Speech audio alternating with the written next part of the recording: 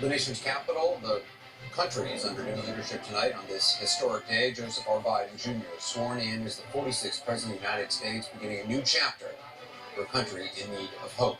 I'm Anderson Cooper with our special coverage. This inauguration was filled with some familiar images steeped in tradition and striking after 4 years of shattered norms. America's new leaders joining with members of both parties on the same ground where domestic terrorists attacked 2 weeks ago. The new Vice President, Kamala Harris, taking her place in history as the most powerful woman and woman of color to serve in high office. The traditional parade and other events were either scaled back or reimagined because of security concerns and, of course, the pandemic. But there were celebrations, including tonight's stunning fireworks show and concert, replacing the usual inaugural balls. We're bringing Jake Tapper over to the White House for President Biden. Jake, certainly now the real work, the hard work, is about to begin. That's right, Anderson. And the new president, is not trying to sugarcoat the enormous challenges he and we as a nation are inheriting from President Trump. Biden has already signed a flurry of executive orders and actions working to undo much of the legacy of Donald Trump, who fled Washington before the transfer of power took place. Now President Biden is trying to appeal to end what he calls America's uncivil war. Take a listen to some excerpts from his inaugural address. The will of the people has been heard, and the will of the people has been heeded. We've learned again that democracy is precious. Democracy is fragile. And at this hour, my friends, democracy has prevailed. Yeah. And so today, this time, in this place, let's start afresh. All of us. Let's begin to listen to one another again. Hear one another, see one another, show respect to one another. Politics doesn't have to be a raging fire, destroying everything in its path. Every disagreement doesn't have to be a cause for total war. Here we stand, just days after a riotous mob thought they could use violence to silence the will of the people, to stop the work of our democracy, to drive us from this sacred ground. It did not happen. It will never happen. Not today, not tomorrow, not ever. Yeah. Ever. Never. To all those who did not support us, let me say this. Hear me out as we move forward. Take a measure of me and my heart. If you still disagree, so be it. That's democracy. That's America. The right to dissent peaceably within the guardrails of our republic is perhaps this nation's greatest strength. Yet hear me clearly. Disagreement must not lead to disunion. And I pledge this to you. I will be a president for all Americans. All Americans. Right on. We must end this uncivil war that pits red against blue. I want to bring in CNN Chief White House Correspondent Caitlin Collins now. And Caitlin, President Biden, with the stroke of a pen, is currently undoing much of the actions of his predecessor.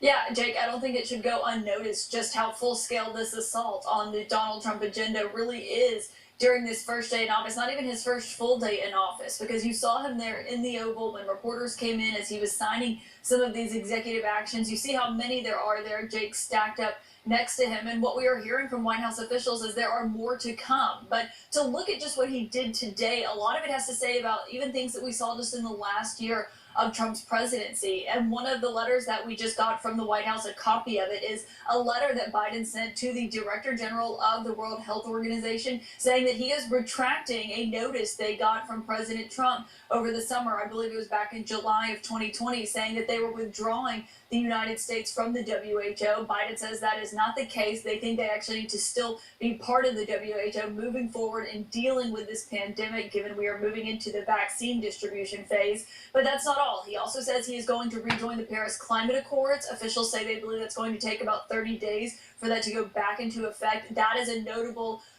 mark of a moment that happened in the early years of the Trump presidency, something that he touted even just recently in recent days while talking about his accomplishments while in office. But Jake, on top of that, it's even domestic issues as well. They have suspended construction of the president's border wall. Of course, that's the border wall that Mexico was not paying for, despite what the president had promised. He also signed that order mandating masks be worn on federal grounds. That's something that health advisors had gone to President Trump over. He had refused to do, just arguing really whether the merit was worth it. Biden signed that into order on his first day in office. And you're also seeing other things trying to reverse the president's environmental agenda, trying to restore those federal efforts at diversity as well that you see going on. I want to make sure I didn't forget any. Of course, also the other one, which was one of the first things you saw Donald Trump do when he got into office, which was that ban on traveling from predominantly Muslim countries. They are reversing that. So you're seeing throughout these executive orders, Jake, really what they intend to do with the Biden administration over the next few years. And it is basically not only pursuing their own agenda, it is undoing basically Donald Trump's agenda, and they are going at it. And we should note one more thing that Ron Klain, the new chief of staff, sent out basically a regulatory freeze, telling agency heads that if there are any pending rules happening at their agencies that haven't actually been fully installed yet, they should stop them dead in their tracks so they can conduct a review. And that seems pretty much aimed at making sure that those orders don't actually go into effect. Some of those could have been ones that the president tried to put in place during his last few days or hours in office, Jake.